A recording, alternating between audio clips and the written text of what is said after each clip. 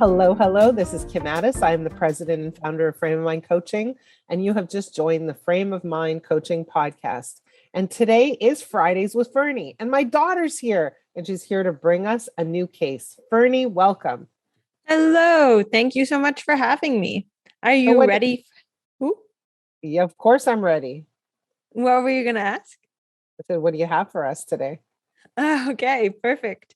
So today's case is about a man named CJ. Now, CJ is very intelligent. He works super hard. He does really great work. And he's very, very driven, and he thinks differently than other people, which gives him this edge. And so, CJ performs super well in his company. He works his way up the corporate ladder, and he gets to this position where he becomes a boss and he has people working under him. And so he now has to work with people. And the issue really is that CJ isn't good at working with people. He's really just a lone wolf, and he's not good at teamwork. And so, CJ gets upset at his people, at his employees, that they're not working fast enough. They don't think like he does. They're not good. They don't keep up with his pace. They don't understand him. They're slow. They're not like he was as an employee. And he gets frustrated, and he doesn't know how to work with them because they're not like him. So he doesn't really understand them. And so CJ feels stuck and upset because he thought, being in this leadership role, he would be able to make an even bigger impact. But really what he's seeing is quite the opposite, is that as a leader, he's not that great, and he's making an even less of an impact as he did when he worked alone. So now he's taking on all this work because he thinks other people can't do it. And he's really just stressed and overwhelmed and doesn't know how to delegate, and feels, quite frankly, bad because, everyone sucks and he's too fast for everyone, yada, yada, yada. Okay. So, good. All right. Got it. CJ is every single client I've ever had in the world. Wow. CJ is my client. CJ is the person who is the front runner, the innovator, the person who, as you say, thinks differently, the person who's extremely highly driven and gets a lot done, more than the average Joe. And he's that guy. I get it. So CJ comes into a position of leadership, and now he has a team, and the team isn't performing quite as he wants them to do. They're not doing the things that he wants them to do. They're not doing it quickly enough. They're not doing it effectively enough, efficiently enough. And maybe they're not even doing the things he wants them to do. And so he gets upset, and then maybe he behaves in ways with his team that is a little bit rough. Maybe he gets angry. Maybe he beats them up a little bit, not literally, but figuratively. And he doesn't understand why his performance and his team performance has declined. And he gets frustrated because his own performance is really a reflection of his team. So he feels stuck and he feels trapped, and all he wants is for them to do what he says, and they're not doing it. And so, again, this is a very, very typical scenario for me. And what I need to teach CJ is that whenever we look for, or whenever we want someone to change their behavior, it doesn't work when we just ask them to change their behavior. When we just say, hey, here's what I want you to do. Here are the things I want you to do. It's very important for us to understand why people struggle to behave in the ways that will help them reach their goals. And there's a critical piece involved. And this is how we teach people to coach, right? These are the fundamentals, or the fundamental principles that we use when we coach people, is that the way we think precedes what we do. So our thinking and our beliefs play a massive role in our ability to achieve our goals. And when we don't do the things we're supposed to do and need to do, there's a reason for that. Usually it's not related to skill deficiency, intelligence, lack of experience, education, none of that. It's usually related to a set of beliefs that prevent them from engaging in that behavior. And so what CJ is trying to do is say, just do these things. Here's the task, get them done. What he's not understanding is that his team members probably have a whole set of beliefs, a whole way of thinking that prevents them from getting it done. One of the things you said when you described CJ is he thinks differently. And what that really means is he sees the world differently. He has a belief in other possibilities, and he doesn't have some of the limiting beliefs that his team members have. And what he's trying to do is move the bus with force, he's trying to push the bus, right? Or I like to use another analogy. He's going to the dog and he wants the dog to wag the tail. So he's trying to take the tail and shake it, right? That's what he's trying to do. But that's not how we get a dog to wag his tail. How do we get the dog to wag his tail? We talk to the dog, we pet the dog, we give the dog treats, and we get the dog to really like us. And it's not that we need to get his employees to really like him. What we need to do is understand what's underneath the surface. How are these employees thinking? What do they believe to be true? What makes it hard for them to engage in these tasks? What's actually getting in the way?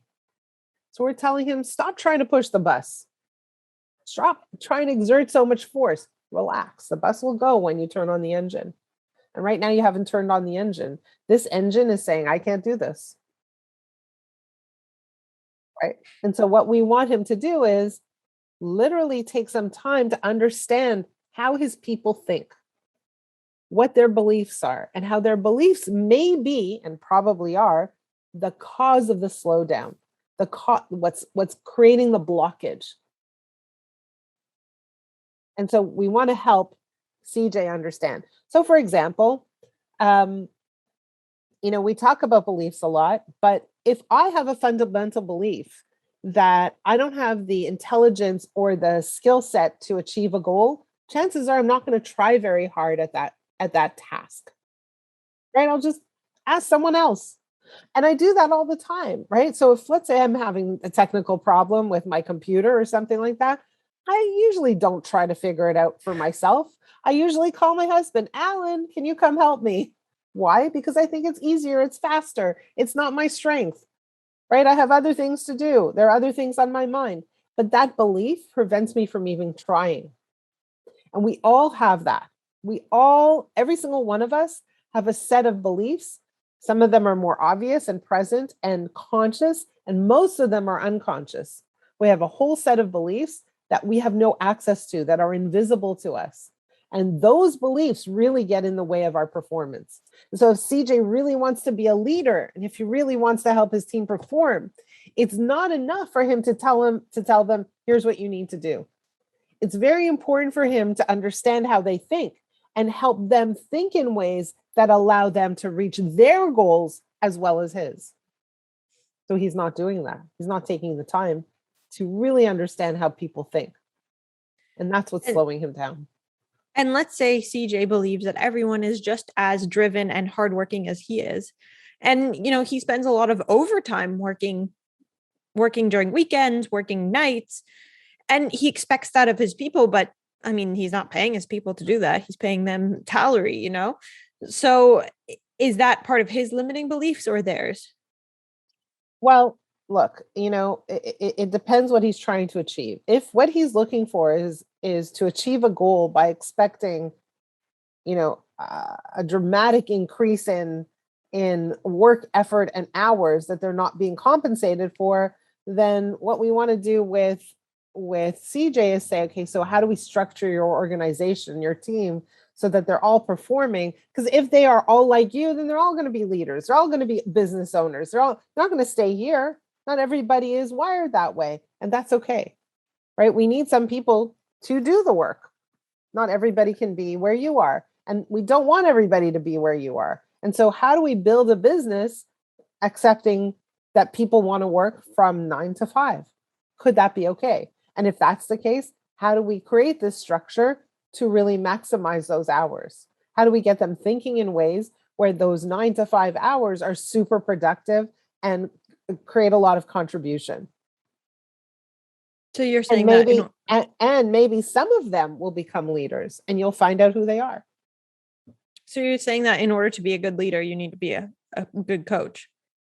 100,000%.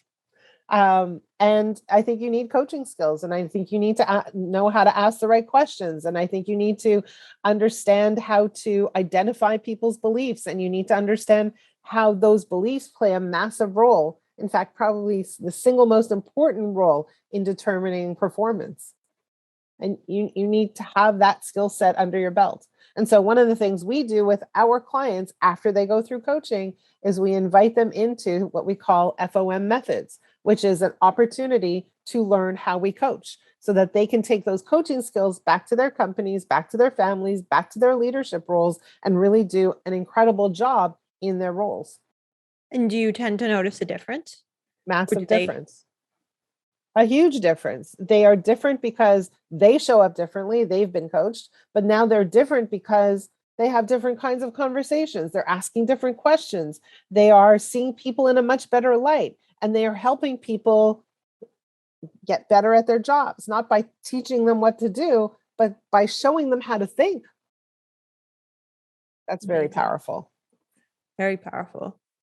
So if you were to give CJ one more piece of advice, what would this advice be? I would ask him a question. I would say, why do you think? Let's assume that everyone wants to succeed. Let's assume that everyone wants to do a good job and to be seen in a good light, and everyone wants to be acknowledged. Let's assume that. Why do you think they're struggling to perform? And I would really have them sit down and understand that their struggle to perform comes from a different place. It's usually not related to skill. It's usually not related to talent or experience. It's related to their beliefs. So I'd have him contemplate what are some of the beliefs that might be interfering with their ability to perform. And if you don't know them, let me help you ask the right questions so you can unveil those beliefs and address them. So once he does figure out these beliefs, what does he do with them? How does he change them? Well, it's very interesting. When I coach someone and I identify a belief that really isn't serving someone, first of all, I say, is this the belief? And they say yes. And then I say, does this belief allow you to reach your goal with ease? And they say no. And then I say, well, is that belief even true? Could there be another possibility? Could this be true also? Well, if this could be true also, then does this belief really hold water? It doesn't.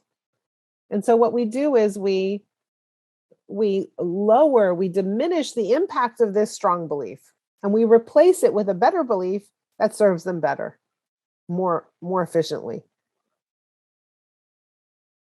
Sounds like it should work. It does. It's magic. Sounds incredible. Well, thank you so much.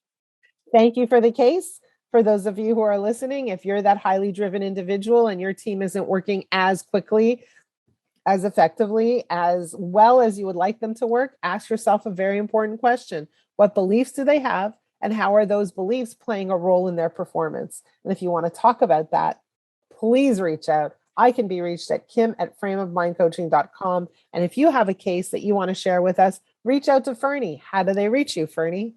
Please email me at fernekotlyar@live.com. That's FERNEKOTLYAR@live.com. And for those of you who are listening, please like, please share, and please spread the word about the podcast. And we'd love to get your feedback. We want to hear from you. Please reach out. We're looking forward to hearing from you. In the meantime, have a great week, and we will see you next week.